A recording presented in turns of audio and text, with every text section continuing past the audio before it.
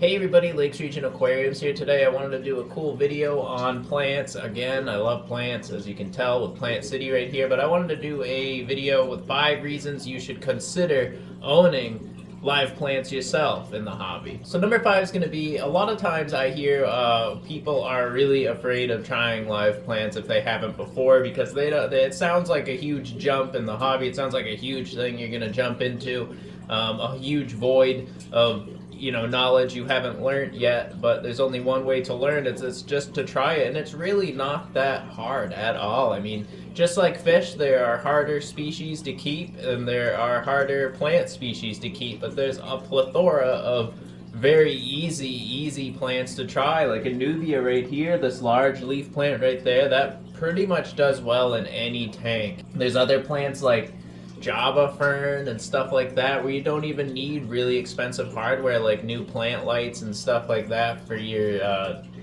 for your tank to be able to grow them. They're very easy plants, so it's really not that hard, and those are great plants to really get your feet wet into the plant world of the hobby. And that's a good way to start learning in general, right from the get-go. You have those 2 plants, you start learning from those, and then you go from there, and hey, you have live plants, you're doing live plants, so you're already in. Number 2 is a huge reason, and a very favored one by many aquarium hobbyists, is it's a lot less maintenance on your aquarium at home. I mean, if you have a tank, which you can't see in frame right now, that has no live plants in it, you have your beneficial bacteria that's kind of regulating the water and handling all your ammonia levels and everything like that. But with plants, and you have a lot of plants in a tank, you have a lot less maintenance in the tank. So let's say you had an ammonia spike in your tank, and for whatever reason you had a monster fish die in there or something like that, that's just pumping out ammonia levels as the fish decays in your tank, and you're at work for 9 hours, and that fish's body has about 9 hours to decompose in your tank. Well, if you have a whole bunch of plants in there, they're basically going to remove it from the tank for you. Number 3, it's a new side of the hobby. So let's say you know everything about fish, you know everything about all these little fish, and you've been keeping fish for many years, but you never tried plants in the aquarium. I gotta say, when I switched over to live plants, it became more about the plants than it did become about the fish for me, just because you get to learn so much. It's just like the fish in the hobby, just you're learning about plants, and they grow, and they have different requirements, and they have different needs, and they can do different things. It's really it's crazy. It really is. Like, my last video was all about this Amazon sword. That happened, that's the way it is. It has a flower sticking out of the tank right now, actually. So you get to learn all these different things in the hobby, and it's absolutely fascinating. Fish are one thing, and then plants are this whole other separate side of the hobby, and you just get to dive in, and there's thousands and thousands of plants out there. So you have plenty to learn about, and that's one of the coolest things about the aquarium hobby is just the amount of things you get to learn every single day. I learn something new with the hobby, and it seems to be endless. You're never going to know everything in the hobby, but every single day you're going to learn something new about the hobby. So it's just a whole new aspect of keeping freshwater aquariums. So when you introduce plants to it, it just opens up the world way more. Number 4 is, it's not that expensive.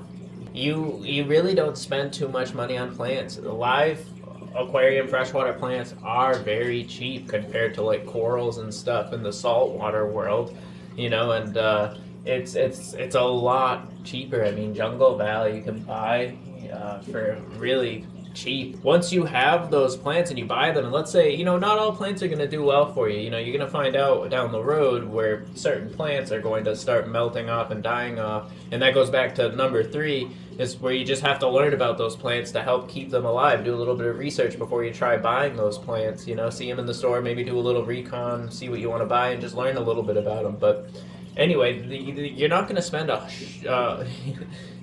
spend a whole bunch of money on plants to begin with. They're really not that expensive at all. And when you do buy a plant, like let's say you buy, Val, and it does really well in your tank. The Val's this the grass looking one.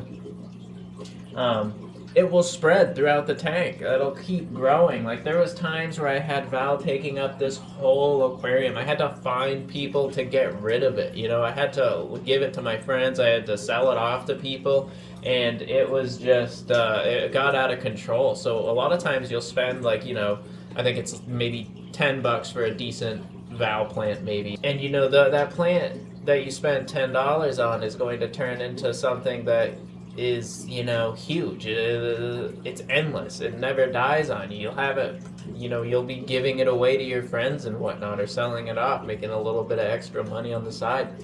It's just going to continue to take over your tank, and yeah, that happens with most plants. I mean, what plants do in an aquarium is they grow, and they're going to spread, and if they're really happy, they're going to propagate and do their thing, and you know, you're just going to end up with a crap ton of plants in the end.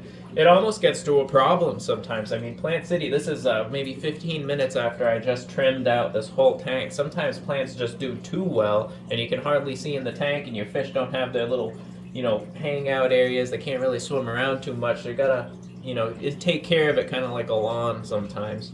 So number 5, you know, it was kind of hard for me. It was just going to be a 4-part thing, but number 5, it just sounds better. But number 5, I'm going to say, is the accomplishment. You know, you get to sit back and look at a beautiful aquarium that you have made, and plants are definitely helping out your aquascape. I mean, I've said it 100 times. I'm so proud of this Amazon sword right here. It's just stunning. And I'm proud of that. I did that. The reason that plant looks that way is because of me. And it's just incredible. You know, it took a long time for that plant to do it, and I finally just did enough research and did enough tweaks to fertilizer and everything, to feeding the plants underneath the tank and underneath the substrate, I mean, and it took off, and I'm really proud of it. And you get to learn about these plants, and when you learn about the plants and then you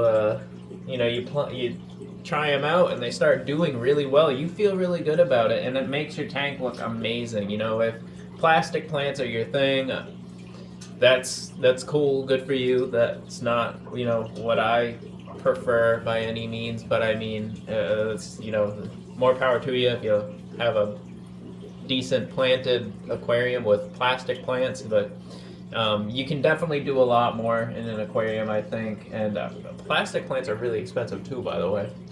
Yeah, when it comes to a planted aquarium, you get to just learn about everything. You know, after you plant a whole bunch of new plants in your tank, you get to sit back and look at all this progress that the plants have been making and how much they've grown, and it's just really a really good feeling when you look back at your tank and you see all of that growth and accomplishment. So that's pretty much it. I just wanted to help maybe convince some people to switch over to live plants, try them out, and I hope you guys enjoy the video. Let me know what you think in the comments below. Let me know how you switched over to live plants and what you think of live plants in general, or maybe you're a plastic plant person. I would love to hear your opinion for sure on the whole entire thing. But thank you guys so much for watching the video, and I hope you guys have a good rest of the day, and I'll see you guys next time.